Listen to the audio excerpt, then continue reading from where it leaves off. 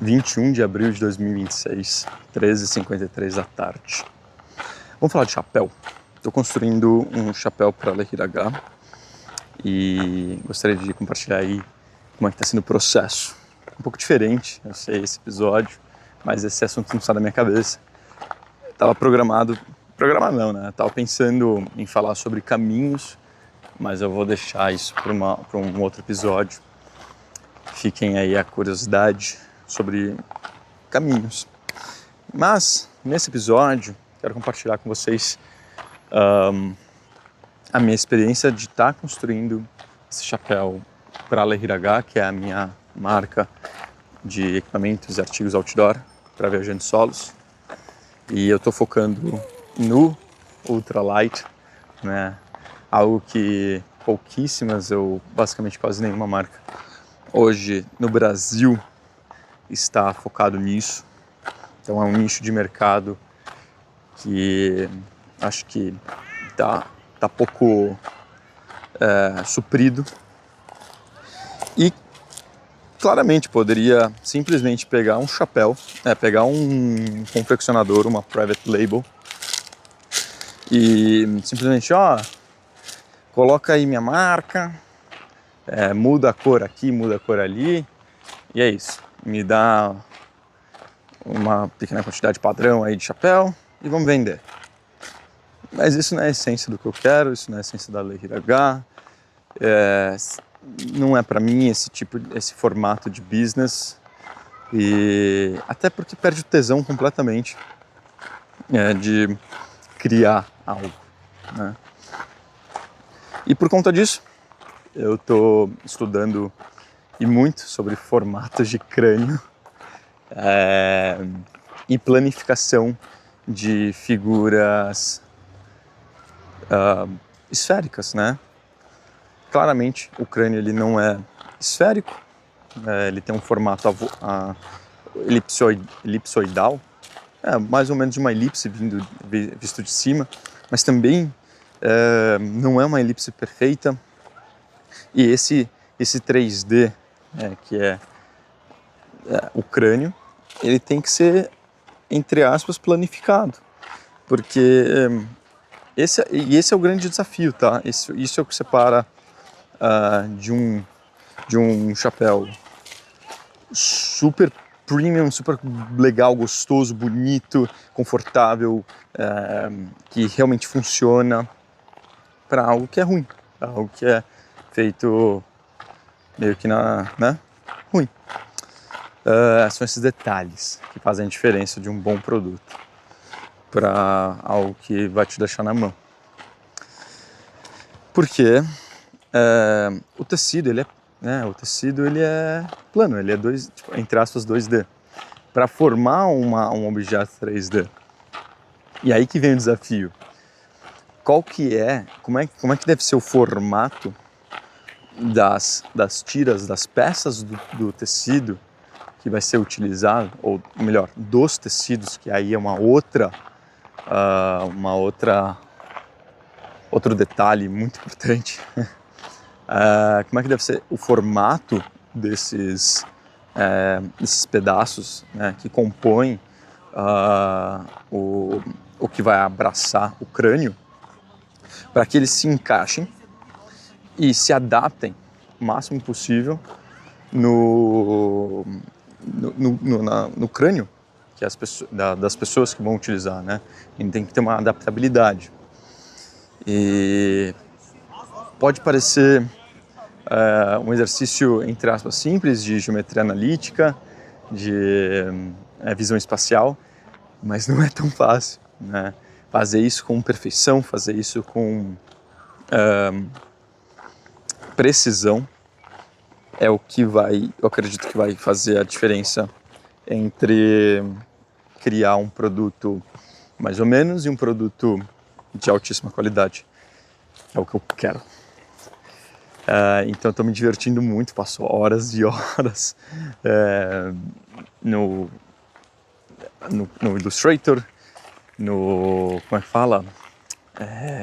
GeoGebra, para quem não sabe, esse é um site era um aplicativo, acho que hoje só tem site, não sei, não baixei mais, mas eu uso o site, de cálculo gráfico, tanto 2D quanto 3D, e ali eu estava, enfim, calculando a elipse perfeita e tentando planificar essa elipse matematicamente, que é um desafio muito, muito grande. Só que depois de um tempo eu comecei a perceber, pô, por que eu vou tentar fazer uma elipse perfeita, né? Se o crânio não é uma elipse perfeita. Visto de cima, né, então você tem ali as 3 visões, lateral, frontal e superior.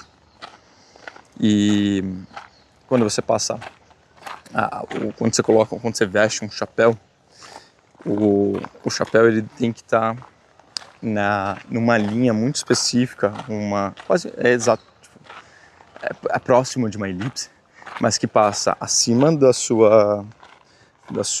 seus olhos. Aqui tem no seu crânio ele vai ter uma parte um pouco mais avantajada aqui na frente, passa acima da linha das orelhas e vem aqui por trás, né?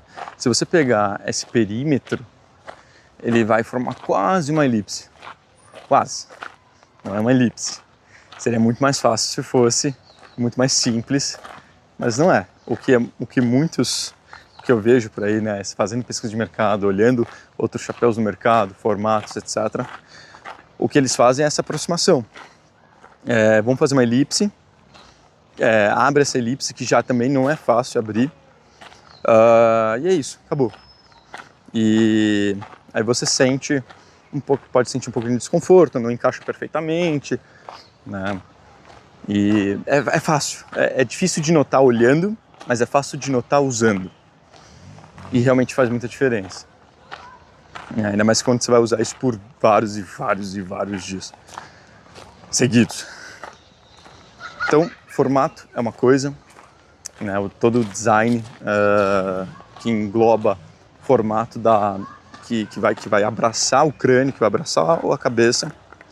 E ainda tem um desafio, né? E ainda não consegui pensar o que eu vou fazer, como é que vai ser uma possível solução, mas para quem tem muito cabelo também, né? Principalmente as mulheres, mas em geral pessoas que têm bastante cabelo podem ter muita dificuldade em encontrar um chapéu adequado que consiga vestir e, primeiro, consiga vestir, segundo, não esquente pra caramba, não incomode onde você vai colocar o cabelo, etc, né? Porque o volume, entre aspas, do crânio cresce por causa dessa distância, enfim, que o cabelo cria esse volume e tudo mais. Então esse é um outro desafio que também está na minha mente. Vamos ver como é que eu vou resolver isso aí. Aberto a sugestões. E legal. Então você tem esse pedaço, né, esse componente que é o que abraça o crânio, que é o componente o mais complexo assim de resolver, justamente por causa desse formato elipsoidal, só que não é perfeita. E outra parte, claro, as alturas, a altura do crânio, isso também é o topo, ele vai diminuindo. Então se você vai fazer vários cortes no crânio, né, de baixo para cima, ele vai diminuindo, ele não é um cilindro perfeito, né? Ele seria algo mais próximo de um tronco de pirâmide elipsoidal. Bizarro, né? É legal pra caramba. Mas imagina que é um formato elipsoidal grande embaixo, pega isso, transforma num cone, só que sem ponta, porque em cima, teoricamente, é uma outra elipsoidal menor. Então ele é um tronco de pirâmide elipsoidal sem cantos, né? Seria um cone, seria um tronco de cone, na verdade, não um tronco de pirâmide, tronco de cone elipsoidal, com um cone menor, com um cone maior embaixo e menor em cima, maior embaixo e menor em cima. Eu sei, loucura, né? E claro, tem várias maneiras de você cortar o tecido, de você fazer os formatos das tiras que compõem ali o que vai abraçar o crânio. E cada uma tem as suas especificidades. Então tem a questão de ventilação, tem a questão de conforto da costura, conforto do formato, ficar sobrando tecido, espaço que sobra, porque não fica perfeito, não fica uma coisa tipo touca de piscina, que vai ficar 100% colado ao seu crânio. Então tudo isso vem em questão quando a gente está, né, quando estou desenvolvendo o produto. Eu tento pensar em todas as características possíveis, geométricas, necessidades e o propósito, tudo envolvendo o propósito. Aliás, nem falei do propósito, né? Então, o propósito da construção desse chapéu é para ser utilizado em ambientes quentes, tá? Principalmente quentes, porque é o que... bem, estamos no Brasil, em primeiro lugar. Em segundo lugar, eu vou para Nova Zelândia, que eu vou pegar o verão lá. Então, estou pensando nisso também. Então, é para usar em ambientes quentes, tem que ser transportável, porque é focado no viajante solo. Então, de noite o cara não vai usar, a pessoa não vai usar, aí ele quer transportar, ele quer guardar em algum lugar, então ele precisa ser dobrável, mas sem perder muito o formato, né? Então, pensa que, sei lá, a garota tá ali andando, quer guardar o chapéu e simplesmente, sei lá, dobra e guarda no bolso, né? Tentar fazer uma construção do formato, né, da aba, para que ela consiga dobrar, seja leve, seja transportável, respirável. Então é quente já, né, onde que é a proposta de uso em mar, uso em lugares, ambientes quentes. Tem que ser transpirável, a pessoa vai suar pra caramba, então tem que absorver esse suor que fica ao redor do crânio, ao redor da cabeça das pessoas, absorver isso e evaporar o mais rápido possível para que seja refrescante, tá? Tem a ventilação, obviamente que proteja dos raios UV, né? Então, um tecido com uma tecnologia de proteção UV 50 mais, no mínimo, eu acho que é o mais garantido, assim. Secagem rápida, obviamente. Quem usa, adora colocar, quem realmente usa ali em trilhas de longo curso, para se refrescar. Normalmente enche d'água e coloca na cabeça. Mas também andar com isso molhado por tanto tempo pode dar irritabilidade na pele, irritabilidade na orelha, né, contato e tudo mais. Então tenha uma secagem muito rápida. Você não dá 10? Pronto. E obviamente ter um formato da aba, né, que a gente chama de brim, que é um formato do brim que proteja tanto o rosto, quanto a orelha, quanto nuca, né? E em várias angulações do sol. E isso é um dos principais problemas que você vê no formato tradicional, no estilo tradicional do safari hat, do pony hat, enfim, chapéus aí pelo mundo. Por quê? Essa aba 360 graus, que é o que eu normalmente utilizo, primeiro, ele é um pouquinho menor do que eu gostaria que ele fosse. Eu queria que ele tivesse um raio um pouco maior. Só que, mesmo assim, eu gosto dele, tá? Eu gosto desse chapéu, ele não é ruim. Tem pontos a melhorar aqui, tá? Mas esse formato, ele não vai proteger 100% a sua nuca. Ombros muito pouco, e a orelha também não, quando o sol estiver num ângulo mais baixo, né? E dependendo se você está andando, né, caminhando de frente ao sol, ou contra o sol, ou a lateral do sol, né? Então todo o ângulo do sol realmente vai fazer diferença. E é aí nessas partes que realmente você tem maior problema de queimadura, não é no rosto. Né? No rosto, a maioria dos chapéus protegem e tudo mais, você coloca um pouco mais para baixo, um pouco mais pro, né? E protege, mas a preocupação com a orelha e nuca, principalmente a nuca, é onde que não tem, as pessoas esquecem, ou mesmo quando lembram, o chapéu que utilizam não protege direito e tudo mais. E um dos motivos eu também estar sempre usando tubana. Eu gosto, protege, é bem útil. Isso é um outro produto que eu acho maneiríssimo. E é por isso que estou em mente em duas versões aqui do chapéu. Uma, a clássica 360 graus brim, estética linda, eu acho muito maneiro. E a outra é uma mistura, né, uma combinação entre a estética do safari hat tradicional australiano, safari hat não, do chapéu australiano, que é ali o brim 360 graus, um pouquinho mais estruturado, com o safari hat não, o desert hat, né, o chapéu de deserto, que tem aquela aba, aquele pano nas costas.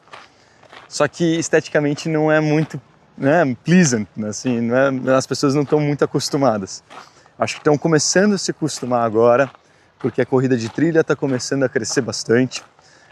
O trail trilhas de longo curso está começando a crescer bastante, finalmente. Então está começando a aparecer, porque é bem um pouco mais nichado esse tipo de uso de chapéu. E eu quero fazer essa mistura, só que temos um problema ali. Porque com esse pano atrás, principalmente pessoas que têm muito cabelo longo, né, além de volumoso, longo, esse pano vai ficar em cima do cabelo, né? Quando fica bem saindo da nuca, quando sai direto da nuca, que é o normalmente acontece, ele vai ficar bem colado ali ao cabelo e tudo mais. Isso vai superaquecer a sua nuca. Já vi acontecer com amigas, eu já tive cabelo longo, aquece pra caramba mesmo, fica super desconfortável, você sua pra caramba, você perde mais líquido, é horrível assim, né? Então as pessoas acabam descartando essa como é que fala? Essa opção, porque incomoda, porque é ruim, né? O formato que é construído hoje, que é um formato fácil, é conveniente, que não resolve o problema ou melhor, até que resolve o problema, mas cria outro, do usuário, né? De quem pratica o exercício, mas ele está mais focado em resolver o problema de confecção, né? De como é que a gente vai confeccionar isso da forma mais fácil e barata possível, e aí constrói dessa maneira, mais ou menos de qualquer jeito, né? Então, vamos fazer o mais simples. E aí tô nesse dilema, como é que eu vou conseguir construir alguma coisa ali, protegendo ali as laterais, uma aba um pouco maior, uma mobilidade, né? Uma dobrabilidade, que você possa ser dobrável, transportável, o mais leve possível, respirável, proteja do sol, claro, e ao mesmo tempo proteja as laterais da sua nuca, das suas orelhas, do seu pescoço, e que não superaqueça, né? E que seja refrescante. Tudo isso é focado nas pessoas que praticam, né, viagem solo e especialmente TLC, trilha de longo curso, que está sempre exposta ao sol, que está andando na praia, que está andando em campo aberto, em longas distâncias, que está 100% exposto e precisa de proteção, né? O foco realmente é a utilidade, conforto e proteção, né? Esse é um dos desafios. Aí também vem questão de combinação de cores, pesquisa de tecidos, que é uma das partes que é mais complicado também. E na verdade é uma das partes mais divertidas. Complicado, mas porém divertido é conhecer vários tecidos tecnológicos. Normalmente não digo, mas a gente aqui no Brasil, a minha experiência é que o Brasil é muito retardatário na questão de desenvolvimento tecnológico têxtil para alta performance. Então, você vê muita coisa lá fora, muita tecnologia sendo construída, sendo desenvolvida, e só chega aqui muito tempo depois. Na verdade, não chega aqui o material, chega aqui o produto final, né? Então, e às vezes é produto final com baixa qualidade, porque é massificação, né, da produção, então é sempre pensado ali um barateamento e tudo mais ao máximo. E o produto, né, o material, a matéria-prima em si,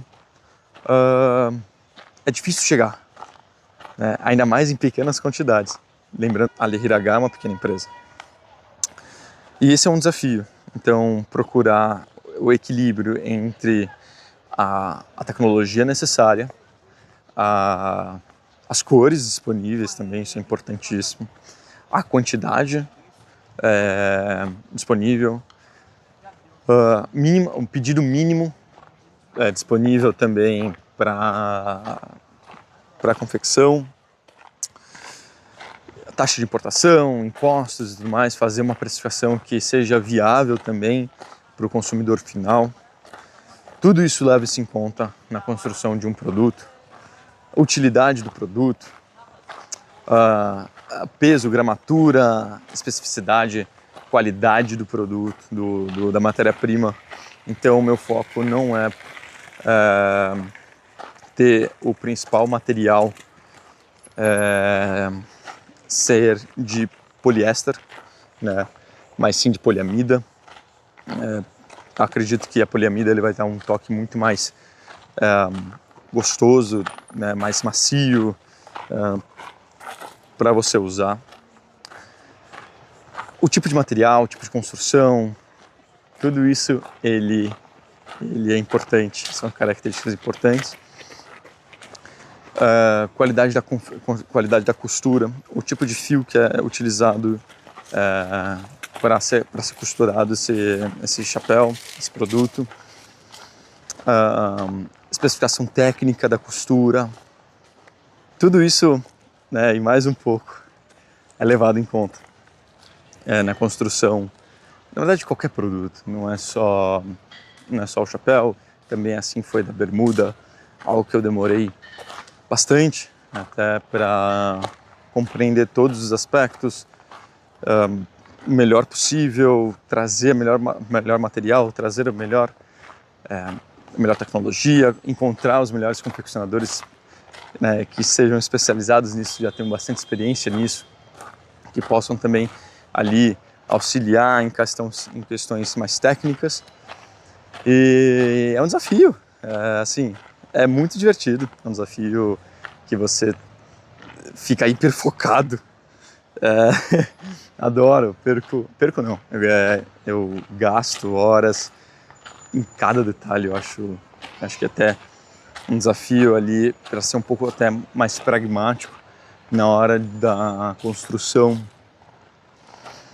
na hora do desenvolvimento, fazer um pouquinho mais rápido. Às vezes eu hiperfoco em pequenos detalhes e eu acho que isso também leva para a vida. Quando a gente está hiperfocado em pequenos detalhes, aí a gente esquece do da regra de Pareto, né? Um pouco, que, pô, vamos fazer acontecer, sabe? Legal. Fazer a primeira versão, a segunda versão e vai melhorando. Mas hoje um grande desafio também é encontrar confeccionadores específicos, né, que tenham experiência nesse tipo de material, nesse tipo de produto, tenham experiência nesse tipo de material. Não é que nem costurar jeans, não é que nem costurar peças de algodão, não é que nem costurar um boné. São materiais, composições, especificações, tecnologia diferente, fio diferente, agulha diferente. É um universo à parte, mas a gente se diverte muito. E é isso aí, é isso que está na minha cabeça. Esse episódio foi isso, não tiro isso hoje da minha cabeça junto com Teararoa. São basicamente duas coisas que estão ali ocupando quase 100% da minha mente. Bem, é isso, deixo para o próximo episódio falar sobre os outros temas. Valeu, é isso.